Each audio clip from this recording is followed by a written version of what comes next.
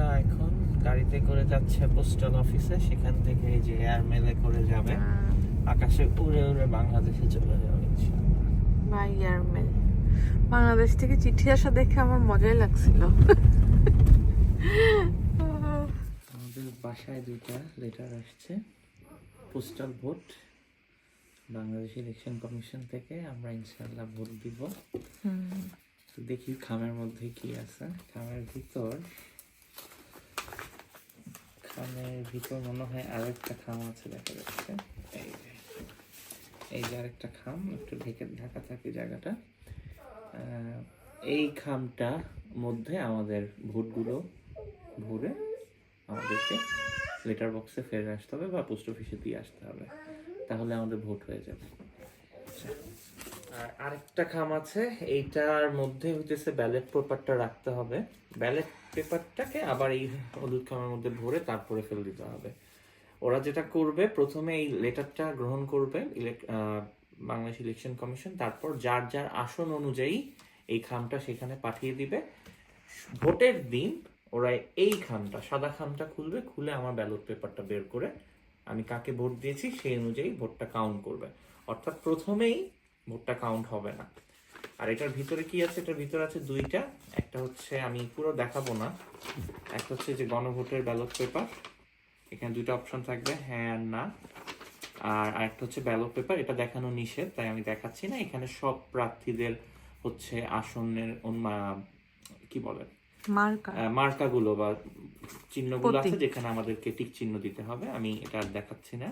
আর এখানে হচ্ছে সব নিয়ম কানুন দেয়া আছে যে এটা কিভাবে করতে হবে, ভোটারদের জন্য নির্দেশনা বলি। আর সাথে এখানে একটা এটাকে যেটা বলে হচ্ছে একটা কর্তৃক ঘোষণাপত্র, অর্থাৎ আমি যে ভোটটা স্বেচ্ছায় নিজ জ্ঞানে দিচ্ছি, এটা নাম দিয়ে আমাকে একটা স্বাক্ষর দিতে হবে, এটা একটা ডকুমেন্ট। এরপর এগুলোকে সব একসাথে ধরে আমাকে পাঠিয়ে দিতে হবে। এর হচ্ছে সিম্পল। তাহলে আমরা কাজটা শুরু করি। সবার আগে যেটা করতে হবে সেটা হচ্ছে, অ্যাপ আছে একটা, যে অ্যাপটার নাম হচ্ছে পোস্টাল ভোট বিডি। এখানে আমরা আগে রেজিস্ট্রেশন করেছিলাম, এই যে ইউর ভোট ইউর রাইট। এইটাতে যদি আমরা লগ ইন করি, লগ ইন করার পরে এটা কিন্তু যার যার ফোন নাম্বার দিয়েই শুধু লগ ইন করা যাবে। আমরা আগেই রেজিস্ট্রেশন করেছিলাম, এটা শুধুমাত্র আমিই লগ ইন করতে পারবো, আর কেউ কিন্তু লগ ইন করতে পারবে না। এবং এই অ্যাপ ছাড়া কোনো ভোটও দেওয়া যাবে না, অর্থাৎ একজনের ভোট আরেকজন দিয়ে দেবে, এটার কোনো সুযোগ কিন্তু নাই। তাহলে আমি যে লগ ইন করতেছি আমার নিজের ফোন নাম্বার দিয়ে, যে লগ ইন হয়ে গেছে। লগ ইনের জন্য কিন্তু আমার মেসেজে একটা মেসেজ এসেছে, কোড এসেছে, অর্থাৎ আমার ফোন ছাড়া কোনোভাবেই অ্যাপে লগ করা সম্ভব না। এবং অ্যাপে লগ ইন না করতে পারলে ভোট দেওয়া সম্ভব না। কারণ হচ্ছে দেখেন, এই যে ব্যালট ট্র্যাকিংয়ে যদি আমি যাই, এখান থেকে প্রথমেই আমার ফেসিয়াল রিকগনিশন করবো, অর্থাৎ আমার কাছে ব্যালট পেপার আছে কিন্তু তাতেও আমার ভোট দেওয়া সম্ভব হবে না। আমাকে কিউআর কোড আছে এখানে একটা, এই কিউআর কোডটা স্ক্যান করতে হবে। অর্থাৎ প্রতিটা ভোট প্রতিটা মানুষের যে অ্যাকাউন্ট বা আইডি তার সাথে লিঙ্কড। এবং এখানে এই যে আমাকে প্রথমেই বলতেছে ফেসিয়াল রিকগনিশন করবে, অর্থাৎ আমি যে অ্যাপটা চালাচ্ছি, আমি যে ভোটটা দিচ্ছি, এটা কিন্তু প্রমাণ রাখবে তারা। ভিডিও টিউটোরিয়ালটা দেখে ফেললাম, আমি এখন হচ্ছে নেক্সট বাটনে প্রেস করব। করার পরে যে আমার ফেসিয়াল রিকগনিশনের জন্য আমাকে রেডি হতে বলছে। আমার ছবি তুলবে, আমার সেলফি তুলে রাখবে, প্লাস আমার চোখ, আমার রেটিনা, আমার ফেসিয়াল রিকগনিশন সবগুলো সে করবে। ঠিক আছে, আমি নেক্সট দিচ্ছি। আমি করি, তার জন্য আমাকে চশমা খুলে ফেলতে হবে, সম্ভবত একটা নিউট্রাল ব্যাকগ্রাউন্ডে দাঁড়াতে হবে। শুরু করলাম, এই জায়গাটা নিউট্রাল আছে, আমাকে হাসতে বলতেছে।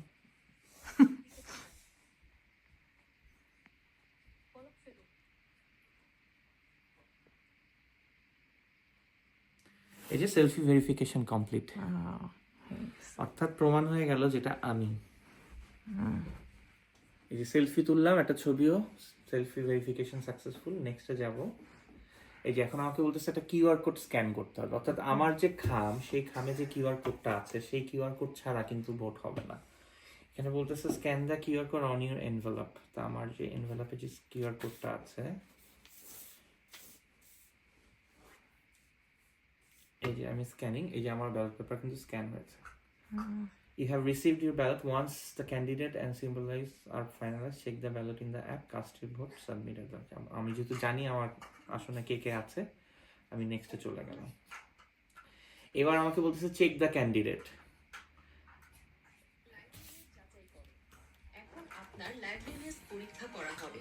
তাই আপনাকে আলোকিত জায়গায় অবস্থান করতে হবে। এই পর্যায়ে আপনার চোখে চশমা, মাথায় টুপি অথবা মুখে মাস্ক রাখা যাবে না।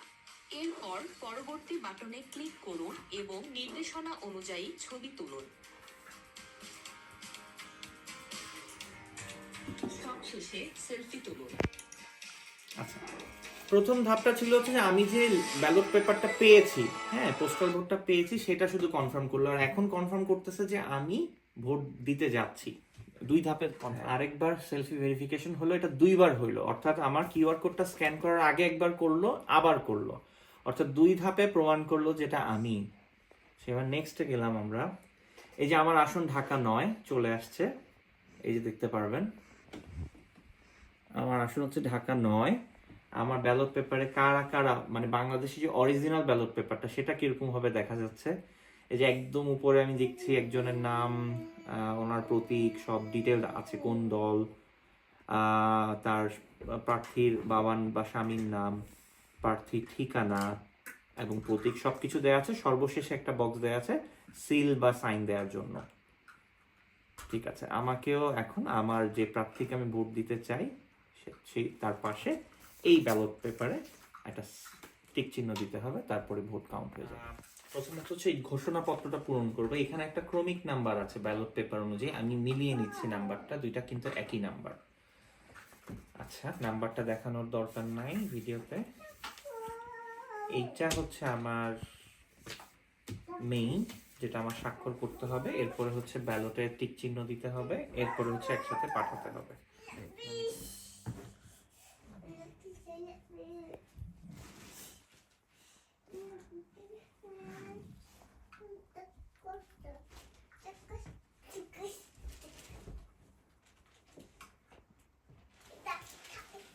আজকে কত তারিখ? আজকে হচ্ছে 24 জানুয়ারি। 24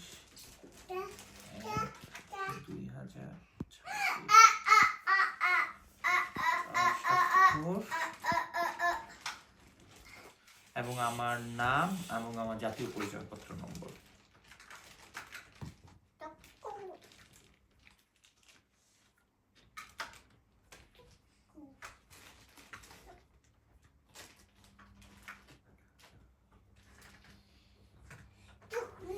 ব্যাস হয়ে গেল।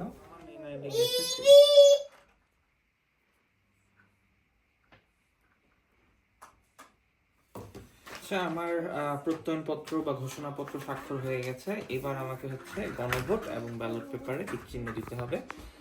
আমি আমার আসনে যারা যারা প্রার্থী হিসেবে দাঁড়িয়েছেন তাদের মোটামুটি যারা সকলের চেষ্টা করেছি আমি তাদের সকলের ফেসবুক আইডি হোক, অনলাইন মিডিয়া হোক, তাদের বক্তৃতাগুলো শোনার চেষ্টা করেছি। তাদের পূর্বে তারা কি কি করেছেন রাজনৈতিক ক্যারিয়ারে, পড়াশোনার দিক থেকে বা সব মিলিয়ে তাদের প্রোফাইল বা ব্যাকগ্রাউন্ড একটু ঘাটার চেষ্টা করেছি। করার পরে যাকে আমার সবচেয়ে বেশি যোগ্য, দক্ষতা সম্পন্ন, যার কথা, যার কাজের মধ্যে আমার বেশি মিল আছে বলে মনে হয়েছে, যার ইশতিহার আমার কাছে মনে হয়েছে অনেক বেশি গ্রহণযোগ্য এবং বাস্তবসম্মত, এমন একজনকে আমি খুঁজে বের করার চেষ্টা করেছি ভোট দেওয়ার জন্য। আপনারাও নিজের ভোট নিজে দিবেন এবং যিনি সবচেয়ে বেশি যোগ্য তাকে দেওয়ার চেষ্টা করবেন। Thank you. আমি এখন ভোট দিচ্ছি। আমার ভোট দেওয়া হয়ে গেছে। 2টা ব্যালট পেপারে আমি টিক চিহ্ন দিয়ে দিচ্ছি যাকে ভোট দিতে চাই এবং গণভোটে যেটা আমি চাই। এবার হচ্ছে এই খামটা, ছোট যে খামটা, এটা থেকে যেটা স্টিকার আছে এটা খুলে ফেলবো। এখন যে আঠার মতো এটা লেগে যাবে, অর্থাৎ এটা সিকিউরড হয়ে গেল। এটা কিন্তু আর একেবারে নির্বাচনের দিনের আগ ছাড়া খোলা হচ্ছে না। আর এই যে আমার ঘোষণাপত্রটা, এটাকে এটার সাথে দিব, যেটা প্রুফ করতেছে যে আমি এই ভোটটা দিয়েছি এবং আমার যে অ্যাপে স্ক্যান সেটাও এটা প্রুফ করেছে। এবার এই সব কয়টা জিনিস আমি আবার এই হলুদ খামটাতে ভরবো, যেটা হচ্ছে এখন আমি পোস্টাল বক্সে গিয়ে ফেলে আসবো। ব্যাস, এরপর এইটারও হচ্ছে স্টিকারটা খুলে ফেলবো আর হচ্ছে এটাকে লাগিয়ে দিব। ব্যাস, রেডি। এবং এটা পে করা বাংলাদেশ এবং এটা পে করা আছে, অর্থাৎ আমাকে এটা পাঠাতেও কোনো খরচ দেওয়া লাগবে না। যেখানে লেখা আছে no stamp required, already paid, paid by People's Republic of Bangladesh. Bangladesh সরকার আমার জন্য বা আমাদের মতো প্রবাসীদের জন্য নিজ খরচে এই জিনিসটা পাঠিয়েছে। যথেষ্ট অনেক কিন্তু খরচের ব্যাপার, তারপরও তারা যে কাজটা করেছে এটার জন্য বাংলাদেশ সরকারকে অসংখ্য ধন্যবাদ। এবং আমরা বিদেশে বসে ভোট দিতে পারলাম, এর আগেও আমি ভোট দিয়েছি বেশ কবার, এবার প্রথম বাংলাদেশে ভোট দিলাম বিদেশে বসে, তো সেটা একটা খুবই আনন্দের বিষয়। আশা করি আমার প্রার্থী আমার এলাকা এবং আমাদের দেশের জন্য কাজ করবেন এবং নির্বাচনে যেই জয়ী হোক না কেন বাংলাদেশের উন্নয়নের জন্য কাজ করবেন, ভালোর জন্য কাজ করবেন। Thank you. আমার একটা কোশ্চেন ছিল, মানে বলো। গণভোট হ্যাঁ কি না এটা আমি বুঝতেছি না, মানে হ্যাঁ দিলে কি হবে, না দিলে কি আচ্ছা, হবে, হ্যাঁ এটা দিলে- আমাকে অনেকে জিজ্ঞেস করছে। হ্যাঁ দিলে কি হবে, না দিলে কি হবে, এটা হচ্ছে এই যে গণভোটের যে ব্যালটটা এখানে খুব স্পষ্ট ভাবে সব লেখা আছে। অর্থাৎ আমি যদি হ্যাঁ দেই, গণভোটের যে মূল যে কথাগুলো এগুলোর সাথে আমি একমত ঘোষণা করছি। মূল কথাগুলো কি, যে নির্বাচনকালীন তত্ত্বাবধায়ক সরকার, নির্বাচন কমিশন এবং সাংবিধানিক প্রতিষ্ঠান জুলাই সনদে বর্ণিত প্রক্রিয়া আলোকে গঠন করা হবে। জুলাই সনদ নামে একটা সনদ তৈরি করা হয়েছে জুলাই বিপ্লবের পরে, যেখানে বাংলাদেশের সব মানুষ, সব দলকে একত্রিত করে একটা উন্নয়নের জন্য, বাংলাদেশের যে নীতি নির্ধারণের জন্য একটা কমিশন গঠন করা হয়েছে এবং পরবর্তীতে দেশ কিভাবে পরিচালনা করা হবে সেটার একটা রূপরেখা তৈরি করা হয়েছে, সেটা হচ্ছে জুলাই সনদ। এবং বলা হচ্ছে যে এই জুলাই সনদে যেই কথাগুলো তারা, যেই নিয়মগুলো তারা আনতে চাচ্ছে, আমি কি সেই নিয়মতান্ত্রিক উপায়ে পরবর্তী নির্বাচনগুলো চাই কিনা, অর্থাৎ পরবর্তী নির্বাচন কমিশন সেরকম হোক, এটা আমি চাই কিনা। তারপর জিজ্ঞেস করছে যে জাতীয় সংসদ হবে 2 কক্ষ বিশিষ্ট। এতদিন আমাদের দেশে 1 কক্ষ বিশিষ্ট জাতীয় সংসদ ছিল, এখন 2 কক্ষ, অর্থাৎ পিআর পদ্ধতিতে হবে, যেখানে জাতীয় সংসদে নির্বাচনের দলগুলোর প্রাপ্ত ভোটের অনুপাতে 100 সদস্য বিশিষ্ট একটা উচ্চ কক্ষ গঠিত হবে। অর্থাৎ একজন প্রার্থী যদি হেরেও যায়, সে যদি ধরলাম যে বা একটা দল হেরেও যদি যায় নির্বাচনে, তাও তো সে কিছু ভোট পায়।